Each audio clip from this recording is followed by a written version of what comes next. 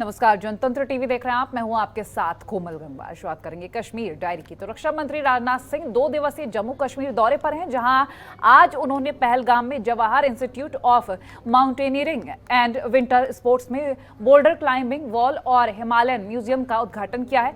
इस दौरान उनके साथ उपराज्यपाल मनोज सिन्हा भी मौजूद रहे हैं। फिलहाल हम आपको तस्वीरें भी दिखा रहे हैं।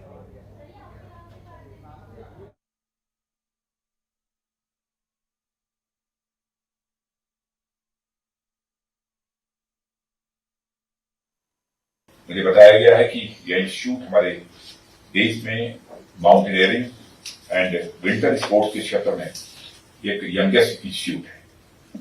फिर भी इसने माउंटेनियरिंग और स्कीइंग में इस क्षेत्र में बड़ा नाम कमाया है और यहाँ के ट्रेनर और इंस्ट्रक्टर्स के rigorous training standards, excellent management, devotion और टेक्निकल प्रोफिशिएंसी ने इस संस्थान को देश के अग्रणी संस्थानों की कतार में लाकर खड़ा कर दिया है। आज माउंटेनियरिंग और एलाइड एक्टिविटीज केवल फिजिकल इंडोरेंस का ही नहीं, बल्कि मैं मानता हूं कि मेंटल टफनेस और इंथुजियाज्म का भी एक परिचायक बन चुकी है।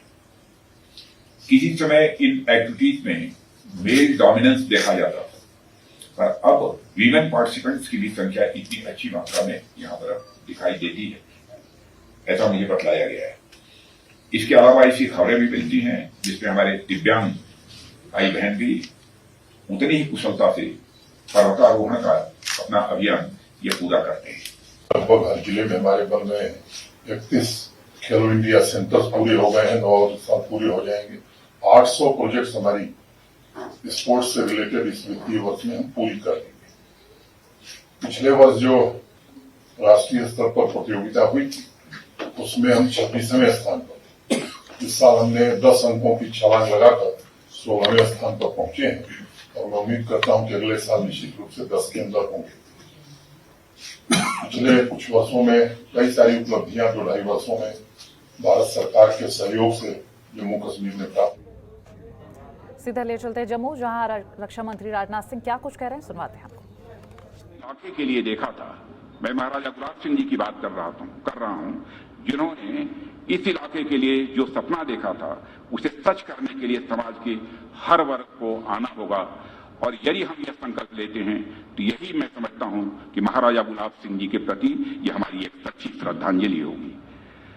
अंत में मुझे अपनी इतनी बात कहने का मौका मिला है, उसके लिए मैं सभी आयोजकों को अपनी तरफ से धन्यवाद देते हुए और हृदय की गहराइयों से महाराजा गुलाब सिंह जी के प्रति श्रद्धांजलि की अभिव्यक्ति करते हुए अपना निवेदन समाप्त करता हूं। आप सबको बहुत बहुत। और वहीं केंद्रीय वित्त मंत्री निर्मला सीतारमण की अध्यक्षता में 28 से 29 जून तक श्रीनगर में एक बैठक की जाएगी। बता दें, ये बेहद महत्वपूर्ण तारीखें हैं, जहां श्रीनगर में जीएसटी परिषद की 47वीं बैठक का आयोजन किया जा रहा है। इससे पहले श्रीनगर में 2017 में जीएसटी को लाने से पहले परिषद की 14वीं बैठक बुलाई गई थी। आपको बता दें कि इस बार परिषद की महत्वपूर्ण बैठक में दर युक्तिकरण पर राज्य मंत्रियों के पैनल की रिपोर्ट और कैसीनो, रेस कोर्स और ऑनलाइन गेमिंग पर कर की दर पर चर्चा होने की उम्मीद है। साथ ही जीएसटी की प्रक्रियाओं के सरलीकरण पर भी चर्चा हो सकती है।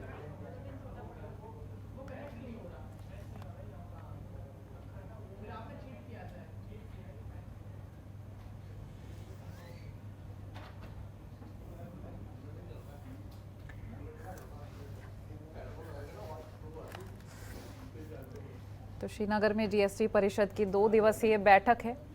28 से 29 जून तक ये बैठक चलेगी।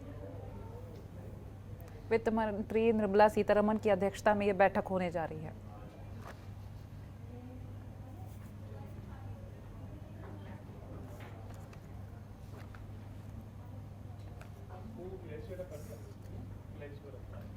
और वहीं गुरुवार को उपराज्यपाल मनोज सिन्हा ने श्रीनगर में पुनरुत्थान इंडोर स्पोर्ट्स कॉम्प्लेक्स का उद्घाटन किया है। बता दें, खिलाड़ियों के इस स्पोर्ट्स कॉम्प्लेक्स को उन्हें समर्पित किया है। इस दौरान उन्होंने कहा कि जम्मू कश्मीर केंद्र शासित प्रदेश खेलों में उत्कृष्टता हासिल करने की ओर अग्रसर है। साथ ही उन्होंने कहा कि हमारे होनहार खिलाड़ियों को भारत और विदेशों में प्रशिक्षण के अधिकतम अवसर दिए जा रहे हैं।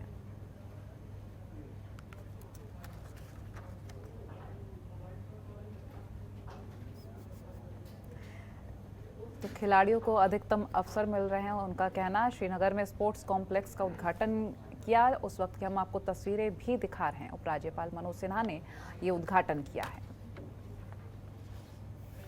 आज मैं जम्मू कश्मीर के युवाओं से कहना चाहता हूं कि अगर आप में योग्यता है, मेरिट है, हुनर है और स्पोर्ट्स के फील्ड में आप कुछ कर गुजरने का जज्बा रखते हैं तो आपको अवसर की कमी नहीं होगी। आपको पारदर्शिता के साथ, ट्रांसपेरेंसी के साथ, काबिलियत के आधार पर मौका मिलेगा। आज मैं ये बात कह सकता हूं कि जम्मू कश्मीर देश के स्पोर्टिंग इवेंट्स में तेजी के साथ उभरता सितारा है और अब हमारी निगाहें इंटरनेशनल इवेंट्स पर टिकी हुई है। पहले यहाँ प्रतिभाओं का गला घोंटा जाता था, लेकिन आज उन प्रतिभाओं के गले में मेडल्स हैं। ये वो बदलाव है जिसके लिए माननीय प्रधानमंत्री जी ने अथक मेहनत की है। उस व्यवस्था को आप सभी तक पहुंचाने के लिए आज स्पोर्ट्स काउंसिल गांव-गांव तक पहुंच रही है।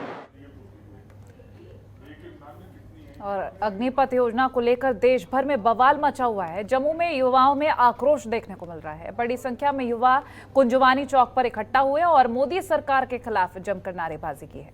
युवाओं ने इस योजना को तुरंत वापस लेने की मांग की है। बता दें, मौके पर पहुंची पुलिस टीम ने युवाओं को समझाने की कोशिश की, लेकिन प्रदर्शनकारी अपनी मांग पर अड़े रहे हैं। इस बीच युवाओं और पुलिस के हल्की धक्का मुक्की भी हुई है और पुलिस ने कुछ प्रदर्शनकारियों को हिरासत में भी लिया है।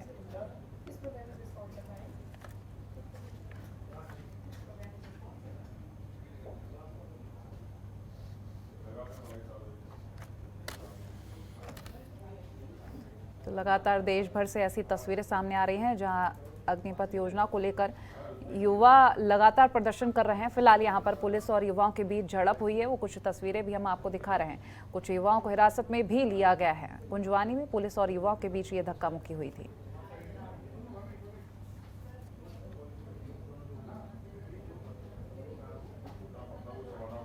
और रक्षा मंत्री राजनाथ सिंह जम्मू कश्मीर के 2 दिवसीय दौरे पर हैं, जहां उन्होंने अग्निपथ योजना को लेकर बयान दिया है। राजनाथ सिंह ने कहा कि पिछले 2 साल में सेना में युवाओं को भर्ती होने का अवसर नहीं मिल पाया था, इसीलिए प्रधानमंत्री ने अग्निवीरों की भर्ती की आयु सीमा को इस बार बढ़ाकर 21 से 23 साल कर दिया है। ये एक बार की छूट है, इससे बहुत से नौजवानों को अग्निवीर बनने की पात्रता मिल जाएगी।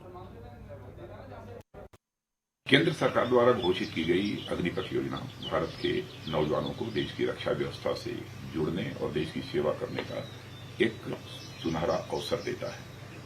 अग्निवीर हूं, यह उनकी ताजिंदगी के लिए पहचान बन जाती है।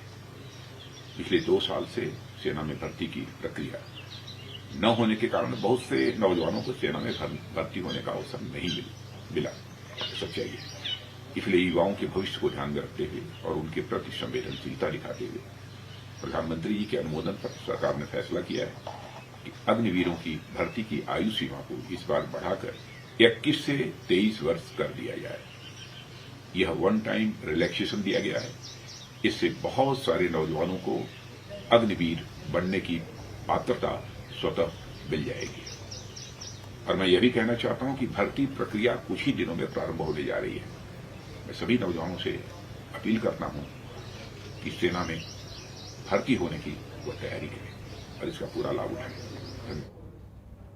जम्मू कश्मीर में सुरक्षा बलों का एक्शन लगातार जारी है। बता दें, सुरक्षा बलों ने 4 आतंकवादी मार गिराए हैं, जिसमें हिजबुल मुजाहिदीन के 2 आतंकी मारे गए हैं और वहीं मिशीपुरा कुलगाम में भी 2 आतंकी मारे गए हैं। सुरक्षा बलों का ऑपरेशन अभी भी लगातार जारी है।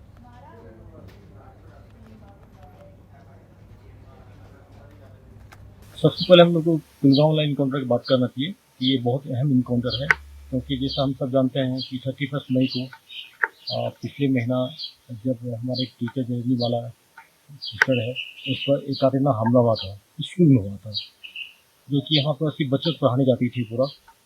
उसी दिन से कुलगांव पुलिस की टीम पूरी लगी हुई थी। उन्हें इन्फॉर्मेशन को काउंट कर रहे थे, इसको ट्रैक कर रहे थे उसको, और 14 तारीख को पुलिस आर्मी सीआरपी मिल के कॉर्डन डाला। कॉर्डन डालने के बाद 2 दिन कॉर्डन रहा, सर्च चला, 2 बार इनकाउंटर शुरुआत, फिर बंद कर दिया गया। कल उसमें 2 टूरिस्ट एचएम के मारे गए हैं, जिसमें एक बॉडी रिट्रीव हो गया है, ज्वेल सोफी है। और वहीं केंद्र शासित प्रदेश जम्मू कश्मीर सरकार ने बड़ा फैसला किया है। बता दें, कुलगाम में आतंकियों की गोली का शिकार हुई शिक्षिका रजनी बाला के शिक्षक पति राजकुमार अत्री का तबादला जम्मू कर दिया गया है। इसके पहले दोनों पति पत्नी कुलगाम जिले में ही तैनात थे। वहीं सरकार का कहना है कि सुरक्षा कारणों से तबादले का आदेश जारी किया गया है। आपको बता दें कि 31 मई को आतंकियों ने स्कूल में घुसकर रजनी बाला की हत्या कर दी थी। रजनी की हत्या में इसके बाद कश्मीर में तैनात जम्मू संभाग के आरक्षित संवर्ग के शिक्षक जम्मू चले गए थे। वहीं वो जम्मू में तैनाती के लिए लगातार धरना प्रदर्शन भी कर रहे हैं।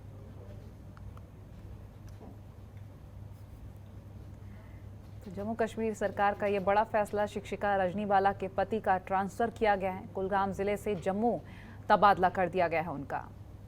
तो सुरक्षा कारणों से तबादले के आदेश जारी हुए हैं, ऐसा कहा गया है। फिलहाल ये बड़ा फैसला है।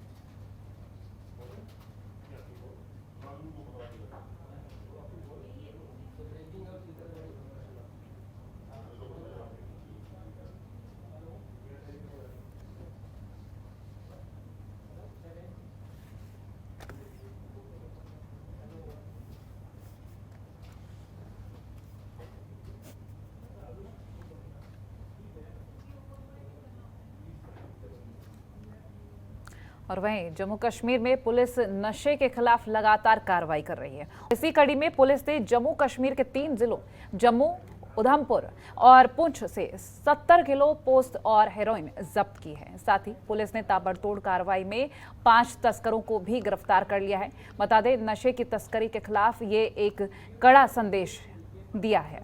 तो फिलहाल पुलिस ने 3 जिलों से 70 किलो पोस्त हेरोइन जब्त की है। 5 तस्कर भी इस दौरान गिरफ्तार किए हैं। बड़ी कार्रवाई करते हुए ये एक कड़ा संदेश दिया है।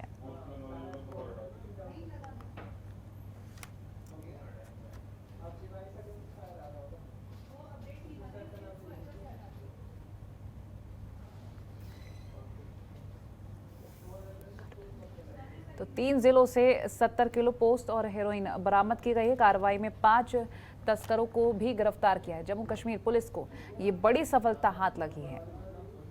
उधमपुर, जम्मू और पुंछ से 70 किलो पोस्त और हेरोइन बरामद की गई।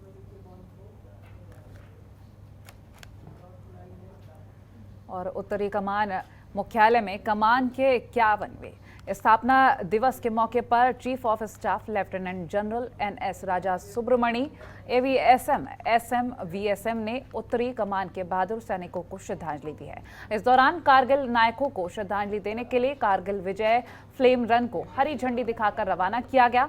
आपको बता दें कि ये दौड़ 40 दिनों में 400 किलोमीटर की यात्रा तय करेगी और कारगिल विजय दिवस पर कारगिल युद्ध स्मारक पर समाप्त होगी।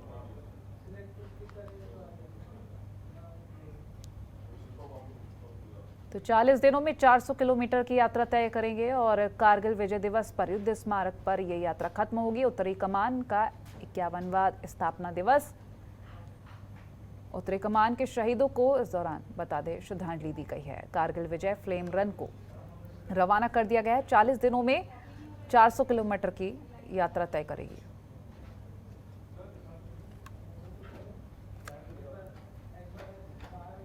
और वहीं दक्षिण कश्मीर के अनंतनाग में श्री गुरु छठी पातशाही जी के जन्मदिवस के मौके पर श्री गुरुद्वारे की नई इमारत का उद्घाटन हुआ, जिसमें श्री गुरु ग्रंथ साहब जी को विराजमान किया गया। इस दौरान जिले में कीर्तन निकाला गया, जिसमें सिख समुदाय के लोगों ने हिस्सा लिया।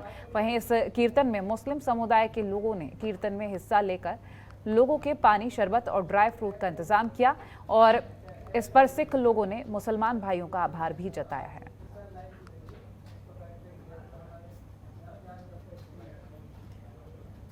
तो श्री गुरु ग्रंथ साहब को विराजमान किया गया है। जिले में सिख लोगों ने कीर्तन किया।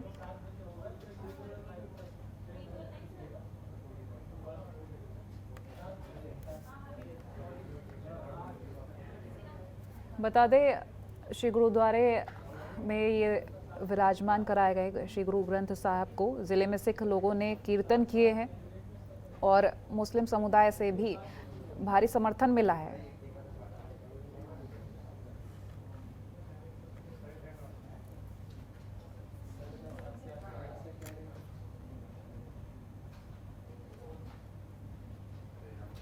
और वहीं जम्मू संभाग के रामबन में श्रीनगर जम्मू नेशनल हाईवे पर भूस्खलन के चलते जाम लग गया। बताया जा रहा है कि रामबन में मनिहाल के रामपड़ी के पास राष्ट्रीय राजमार्ग पर भारी भूस्खलन हुआ। इससे मार्ग पूरी तरह से ठप हो गया है और सड़क के दोनों ओर वाहनों की लंबी कतारें लगी हैं। वहीं सूचना मिलते ही प्रशासनिक और NHAI के अधिकारी मौके पर पहुंचे और सड़क को खोलने के लिए डटे हुए हैं। बता दें कि कल हुई बारिश की वजह से राष्ट्रीय राजमार्ग पर बड़ी मात्रा में पहाड़ों से गिरकर बड़े बड़े पत्थर सड़क पर आ गए। इससे कई जगहों पर सड़क भी खिसक गई। प्रशासन की कोशिश है कि जल्द ही राष्ट्रीय राजमार्ग को यातायात के लिए खोल दिया जाएगा।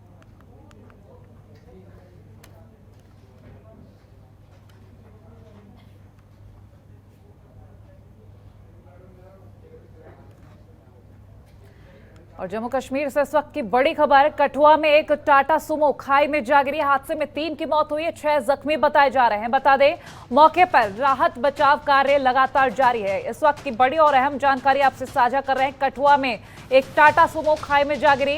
इस हादसे में 6 लोग जख्मी बताए जा रहे हैं और 3 की मौत हो चुकी है। फिलहाल मौके पर राहत बचाव कार्य जारी है।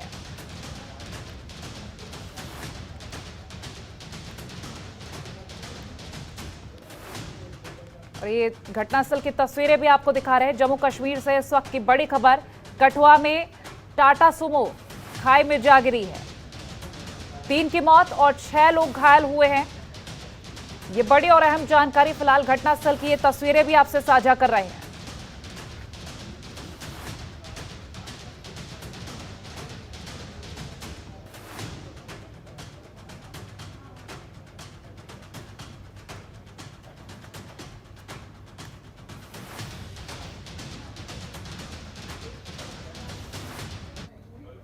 और फिलहाल इस बुलेटिन में इतना ही। खबरों के लिए बने रहिए जनतंत्र टीवी के साथ। नमस्कार। खबरों के निष्पक्ष विश्लेषण के लिए सब्सक्राइब करें Jantantra TV and press the bell icon. Never miss any update.